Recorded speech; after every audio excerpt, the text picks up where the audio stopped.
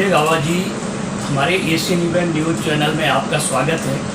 आप जिस तरीके से कांग्रेस की ट्रेड यूनियन के लिए काम कर रहे हैं वो बहुत सराहनीय काम है। मैं इंडस्ट्री के लिए जो इंडस्ट्री का ह्रास हो रहा है उस पर कुछ बात करना चाहता हूँ। जैसे आपका हमारे चैनल में स्वागत है। धन्यवाद, आपका बहुत बहुत धन्यवाद कि आज के ऐसे कठिन समय में जब अपनी आवाज़ उठाना दूभर हो गया है और ऐसे समय में आप इंडस्ट्री के हालात पर चिंता कर रहे हैं और चर्चा कर रहे हैं, मैं आपका धन्यवाद करता हूं। मेरा नाम संजय गावा है। मैं unorganised workers and employees Congress, कामगार कर्मचारी कांग्रेस का नेशनल वाइस चेयरमैन हूँ। साथ में जो कांग्रेस का फ्रंटल ऑर्गेनाइजेशन है इंटेक, मैं उसका सीनियर सेक्रेटरी भी हूँ। काफ़ी सारी यूनियंस मैं चलाता हूँ, तो इसलिए इन मुद्दों पे आपसे बात करने का जो मौका है आपके साथ चर्चा करने का, तो कुछ मुद्दे आपके सामने मैं रखना चाहता हूँ जो लोगों तक पहुँचे। जी चलिए सर, एक सवाल हम आपसे शुरुआत करते हैं। हमारा पहला सवाल ये है, जिस तरीके से आपने टकसाल और मिंट प्रिंट के बारे में बात किया, इस पर थोड़ा सा हमको बता दीजिएगा, इसमें क्या नुकसान हो रहा है, क्या लाभ हो रहा है और सरकार इस पर ध्यान दे रही है नहीं दे रही? देखिए, मैं security printing and minting corporation India limited SPMCIL का यूनियंस का जो फेडरेशन है उसका मैं नेशनल वर्किंग प्रेसिडेंट भी हूँ इंटेक की तरफ से। दिक्कत ये आ रही है कि सरकार आज सारी सरकारी कंपनियों को, उपक्रमों को बर्बाद तो कर रही है, लेकिन जो कंपनियां उपक्रम अच्छे चल रहे हैं उनको भी जानबूझ के सिक किया जा रहा है। उसमें से एक नाम मैं अभी SPMCIL की बात करता हूँ आपसे शुरुआत में। SPMCIL हिंदुस्तान में जितना भी करेंसी बनता है, 500, 1000 का नोट, 100 का नोट, जितने भी कॉइन सिक्के बनते हैं 1, 2, 5, 10, 20 के, पासपोर्ट्स बनते हैं, स्टाम्प पेपर्स हैं पुराने वाले, जो इसके साथ कुछ स्टेशनरी है, गवर्नमेंट के मेडल्स हैं, वो सब हमारे यहाँ बनते हैं। 9 फैक्ट्रियाँ हैं, 2 नासिक में, एक बॉम्बे में, 2 हैदराबाद में, एक फरीदाबाद में, एक कलकत्ता में, एक देवास में, नोएडा में। तकरीबन 16,000 कर्मचारी हैं। और मजे की बात है कि कंपनी जो है हर साल 200 करोड़ रुपया डिविडेंड सरकार को देती है कमा के। इनकम टैक्स भरने के बाद 200 करोड़ रुपया सरकार को अलग से देती है SPMCIL। उसके बाद भी कहीं ना कहीं हमें षड्यंत्र नजर आता है कि सरकार, भारत सरकार, नरेंद्र मोदी की सरकार ऐसे उपक्रम को भी कहीं ना कहीं सीख करके बर्बाद करने की तैयारी करती है। कुछ मुद्दे मैं आपके सामने रखता हूँ। सबसे पहले, जितनी मैन पावर हमको चाहिए यहाँ पे, 16,000 आज हमारी मैन पावर वहाँ पे है।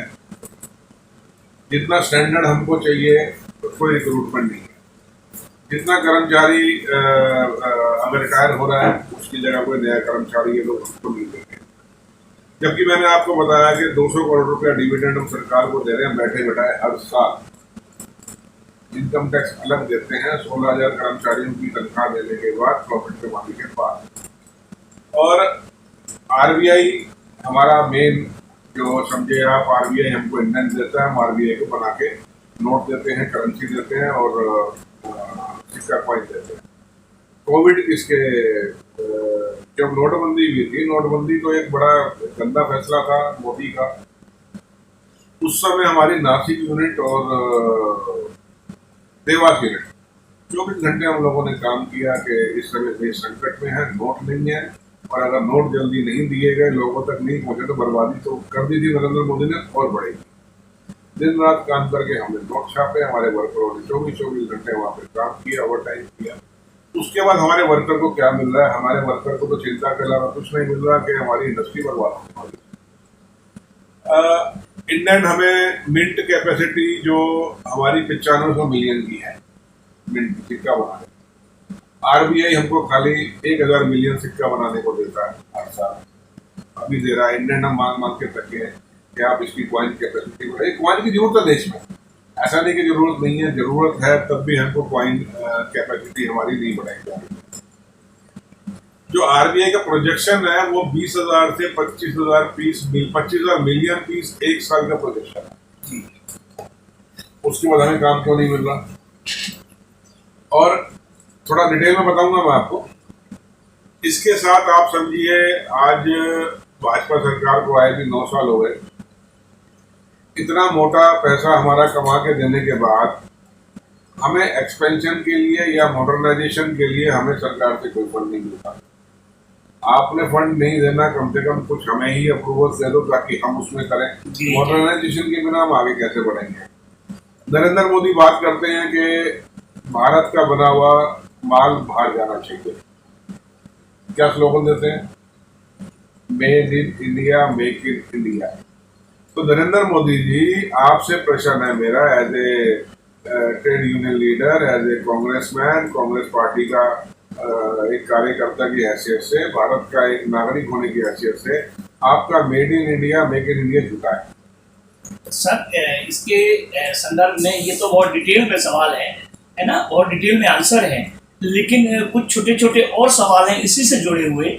वो ये हैं कि अभी आपने कहा आप इंटर में भी हैं, ट्रेड यूनियंस में भी हैं, तो जिस तरीके से इंडस्ट्री वर्तमान में जो इंडस्ट्री पर ये कहा जा रहा है कि इंडस्ट्री खत्म हो गई, लेकिन दूसरी तरफ नोएडा वगैरह है, ग्रेटर नोएडा है और इनमें फरीदाबाद है, सब जगह ये कहा जा रहा है कि समिट हो रही है, उस समिट में इतना विदेशी निवेश आ रहा है। तो आप इसमें कहाँ तक घालमेल मानते हैं या सही है? देखिए, एक मीटिंग होती है, एक बड़ा जलसा दिखाया जाता है। जलसा दिखा करके जो नोएडा का मीडिया है वो उसको इस तरह से हाइट देता है कि भगवान जाने पूरी पृथ्वी का पैसा भारत में फंस गया। सीधी सी बात है, अगर निवेश आ रहा है तो जा कहाँ है? सीधा सा प्रश्न है। निवेश आ रहा है तो भारत की अर्थव्यवस्था धक्के को खा रही है। निवेश आ रहा है तो भारत की में जितनी सोशल सिक्योरिटी की स्कीम है उसका पैसा क्यों कट किया जा रहा है? निवेश आ रहा है तो भारत में नई इंडस्ट्री कितनी लगी? आप 1, 2, 3 इंडस्ट्री की बात करते हो। अडानी ने तरक्की कर ली, अंबानी ने तरक्की कर ली।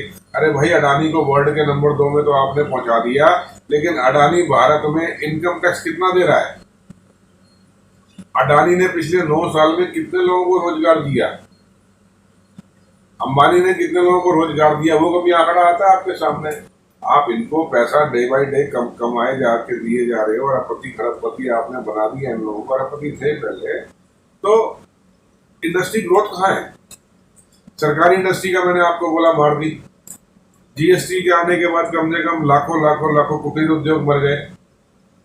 नोटबंदी के मेन तो नोटबंदी के बाद कुटीर उद्योग मरने की शुरुआत हो गई थी। आप विदेशों में जाके हंसते हो कि मैंने नोटबंदी करके लोगों का काला धन निकाल लिया, उनकी बेटियों की शादियां रुकी। भाई, जो गरीब की बेटी की शादी रुकी थी वो भी तो रुकी थी ना। तो ये आई वॉश करने का काम है। इंडस्ट्री बर्बाद हो चुकी है। आपके सामने मैं बहुत सारी इंडस्ट्री के नाम लेता हूँ। आप BHEL ले लीजिए जो भारत की आन बान शान थी, आप स्टील अथॉरिटी ले लीजिए, आप NTPC ले लीजिए, NHPC ले लीजिए। सरकार की हर जगह नजर है। BPCL मैं आपके सामने का एग्जाम्पल देता हूँ। BPCL भारत सरकार का नवरत्न उपक्रम है, भारत पेट्रोलियम। उसने 5 साल में 35,000 करोड़ रुपए आपको दिया कमा के। आपने वो भी उसके शेयर भी निपटा दिए। क्यों? आपके सामने LIC का हाल आपके सामने है। LIC को अगर आप फ्री हैंड देते, LIC आज किस कंपनी को नहीं खरीद के साइड में डाल देती? आपने LIC के शेयर बेच दिए। कांग्रेस के टाइम में अगर FDI था 4%, 5%, 6%, 7%, आपने 100% FDI कर दिया। हमारी डिफेंस की जितनी फैक्ट्री है हिंदुस्तान में, तकरीबन 52 हमारी फैक्ट्रियां हैं। आपने वहाँ पे लगातार जो गोला बारूद बनता था आप उसको प्राइवेट की तरफ ले गए हो। आज के डेट में भारत का जितना भी गोला बारूद या गोली या जो भी चीज़ प्राइवेट से बन के आ रही है उसकी गुणवत्ता उतनी नहीं है जो हम लोग खुद बना रहे थे, सरकारी कंपनी बना रही थी। तो इंडस्ट्री को तो बर्बाद करने का ठेका सिर्फ नरेंद्र मोदी के पास है। सर, दूसरा एक छोटा सा सवाल है कि नोएडा और दिल्ली NCR के आसपास कितनी इंडस्ट्री बंद हो गई, कितना मजदूर बेरोजगार हो गया, इस पर जरा प्रकाश करें। देखिए, मैं गिनती तो आपको अभी नहीं बता पाऊंगा, पर मैंने आपको जैसे बोला लाखों कुटीर उद्योग बंद हुए हैं। उन लाखों का बहुत बड़ा हिस्सा दिल्ली NCR में भी आता है। अगर कुटीर उद्योग बंद नहीं हुए होते तो विश्व की सबसे बड़ी बेरोजगारी और भारत की 45 साल की सबसे बड़ी बेरोजगारी नहीं होती। ये सीधा साधा एग्जाम्पल है। कुटीर उद्योग जो 5-5, 10-10 लोगों को जगह जगह रोजगार देते थे, बैठा करके उनकी आमदन होती थी, घर चलते थे, उनके बच्चे पढ़ते थे, सब बर्बाद कर दिया। खाली अडानी अंबानी दिखा के जो एक लोगों को शो ऑफ दिखाया जाता है। ये देखिए मेरी मेज पे अखबार रखा है, आपको मैं ये दिखा थोड़ा माइक, ये देखिए ये एक आज ऐड आई है पिक्चर की, जो आजकल वो पिक्चर चल रही है केरला स्टोरी। जी जी जी। अरे इनसे हमारा पेट भरना है क्या? इस केरला स्टोरी से मेरा घर नहीं चलना। इस केरला स्टोरी में झूठ दिखाया गया है, वो सच्चाई सामने आएगी।